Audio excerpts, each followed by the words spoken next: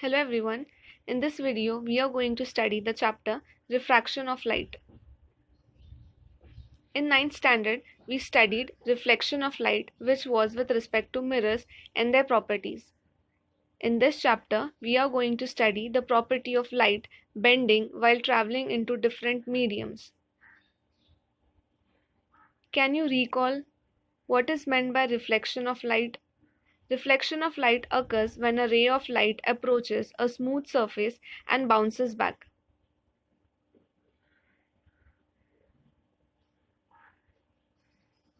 What are the laws of reflection? Laws of reflection are some rules used to understand the direction of the incident ray after reflection from a spherical mirror. The rules are: Rule 1. If an incident ray is parallel to the principal axis, then the reflected ray passes through the focus. Rule 2. If an incident ray passes through the focus, then the reflected ray is parallel to the principal axis. Rule 3. If an incident ray passes through the center of the curvature of the mirror, the reflected ray traces the same path. Let's start with the chapter. We have seen that generally light travels in a straight line. Because of this, if an object which is not transparent, that is, object which is opaque, lies in the path of light, a shadow of the object is formed. Shadows change due to the change in relative positions of the source of light and the object. But light can bend under some special circumstances, as we will study now. Refraction of light. When we dip a pencil inside a transparent glass filled with water, we see a change in the thickness of the pencil with respect to its original thickness. If we place a coin inside a vessel and move away until the coin disappears, then fill water inside the vessel, and we will be able to see the coin once again if the level of the water reaches a certain height. Why does this happen?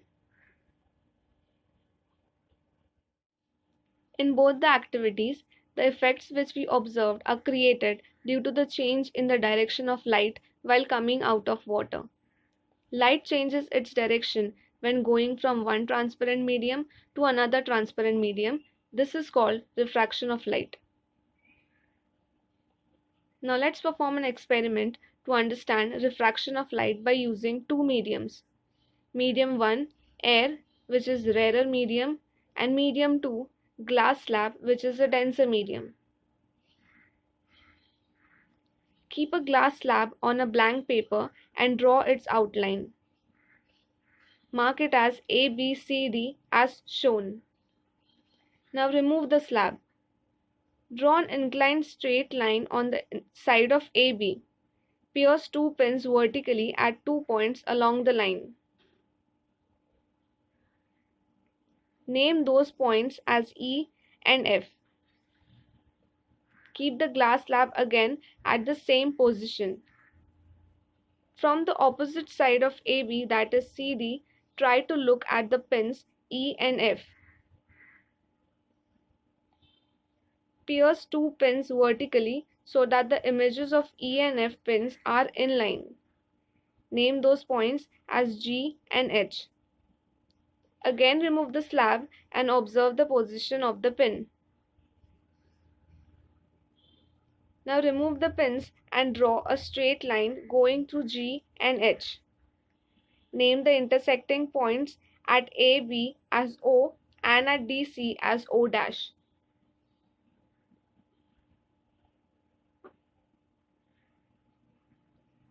Draw the expected direction of the incident ray EF by dotted lines. Draw perpendicular lines on AB and CD at points O and O dash. The first refraction occurs when the light ray enters the glass slab from air at O on the side AB. The second refraction occurs when the light enters air through glass at point O dash on the side CD. For the first refraction, the angle of incidence is I, while for the second it is I1. The angle of refraction at O is R. Note that I1 is equals to R. In the second refraction, the angle of refraction is E, which is equals to I. On both parallel sides AB and CD of the glass slab, the change in direction of the light ray is equal but in opposite directions. Thus, the light ray GH emerging from the glass slab is parallel to the incident ray EF on the side AB of the slab. But the emergent ray is somewhat displaced with respect to the incident ray.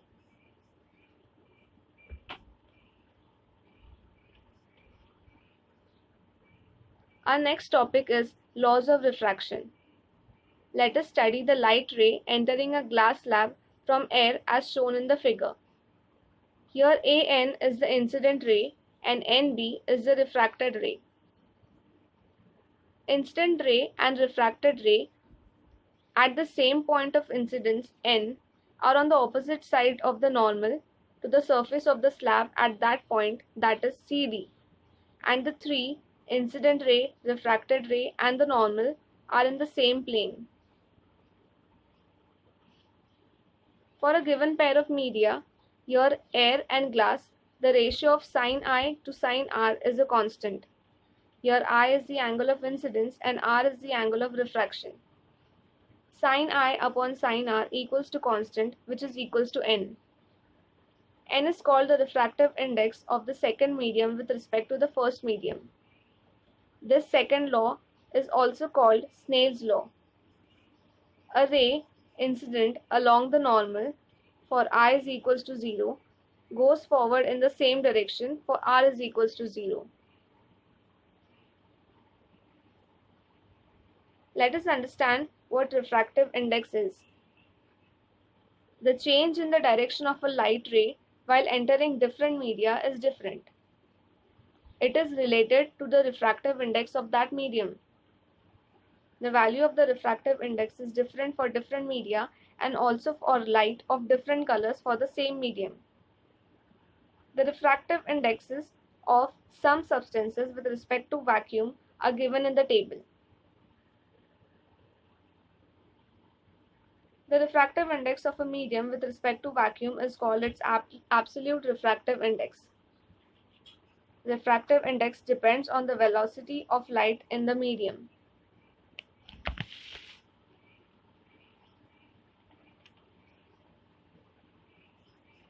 Now, let the velocity of light in medium 1 be v1 and in medium 2 be v2. The refractive index of the second medium with respect to the first medium 2 and 1 is equal to the ratio of the velocity of lights in medium 1 to that in medium 2. Means refractive index 2 and 1 is equals to velocity of light in medium 1, which is v1, upon velocity of light in medium 2, that is v2. Similarly, the refractive index of medium 1 with respect to medium 2 will be 1 and 2, which is equals to v2 upon v1. The diagram shows the refraction of light in different media. When a light ray passes from a rarer medium to a denser medium, it bends towards the normal. When a light ray passes from a denser medium to a rarer medium, it bends away from the normal. When a light ray is incident normally at the boundary between two media, it does not change its direction and hence does not get refracted. Now let's see twinkling of stars. Have you heard about a mirage, which is an illusion of the appearance of water on a hot road or in a desert? Have you seen that objects beyond and above a holy fire appear to be shaking? Why does this happen?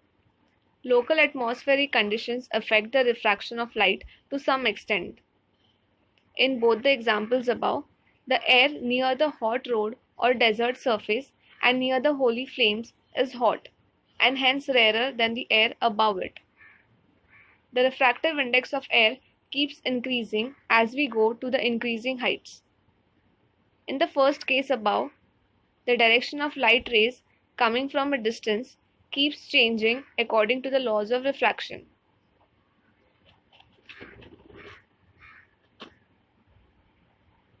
The light rays coming from a distant object appears to be coming from the image of the object inside the ground as shown.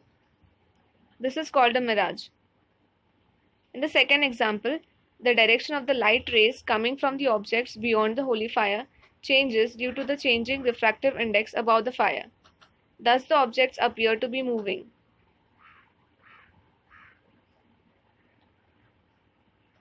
Effect of atmospheric conditions on refractive index of light can be seen in the twinkling of stars. Stars are self-luminous and can be seen at night in the absence of sunlight. They appear to be point sources because of their being at a very large distance from us. As the density of air increases with lowering height above the surface of the earth, the refractive index also increases. Starlight coming towards us traveling from a rarer medium to denser medium and constantly bends towards the normal. This makes the star appear to be higher in the sky as compared to its actual position as shown in the figure. The apparent position of the star keeps changing a bit. This is because of the motion of atmospheric air and changing air density and temperature. Because of this, the refractive index of air keeps changing continuously. Because of this change, the position and brightness of the star keep changing continuously and the star appears to be twinkling. We do not see twinkling of planets. This is because planets are much closer to us as compared to the stars.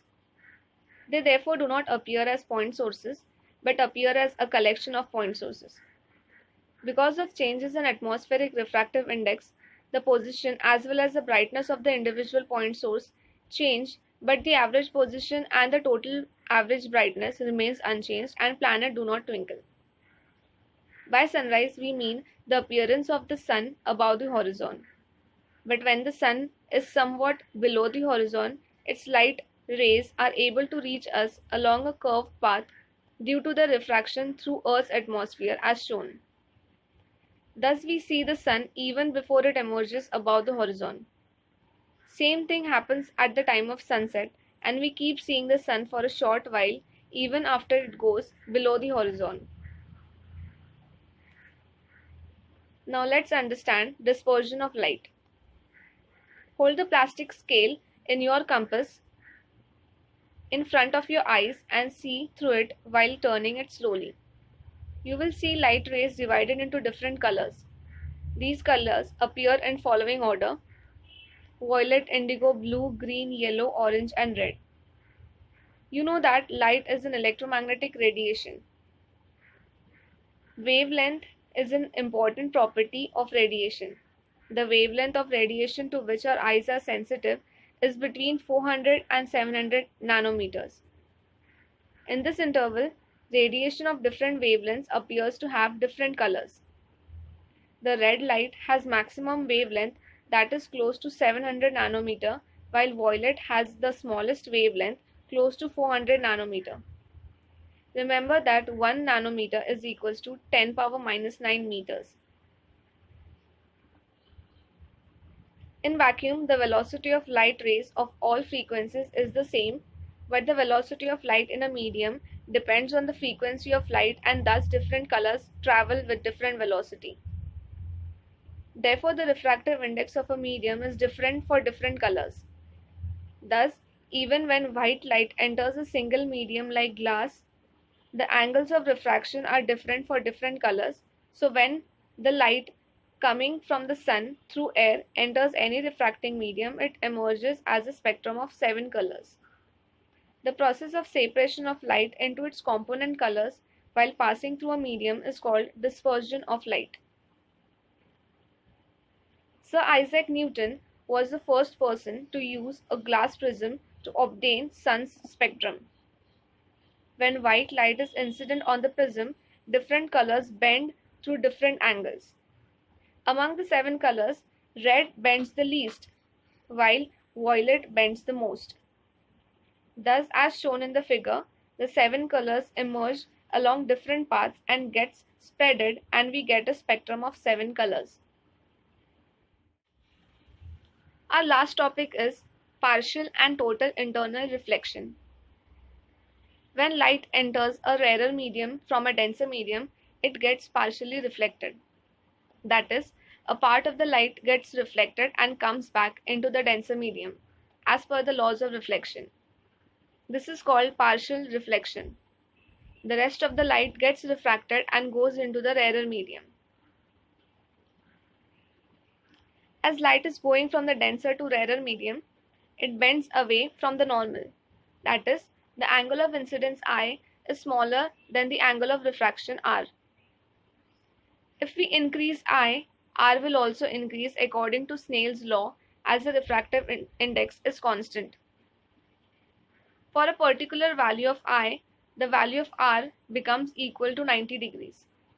This value of I is called the critical angle. For angles of incidence larger than the critical angle, the angle of refraction is larger than 90 degree. Such rays return to the denser medium as shown towards the figure. Thus, all the light gets reflected back into the dense medium. This is called total internal reflection. We can determine the value of the critical angle as sin I upon sin R. As I is the critical angle and R is equals to 90 degree, we get 1 and 2 is equals to sin I upon sin 90 degrees, which is sin I, as sin 90 degrees is equals to 1. Rainbow is a beautiful natural phenomena. It is the combined effect of a number of natural processes.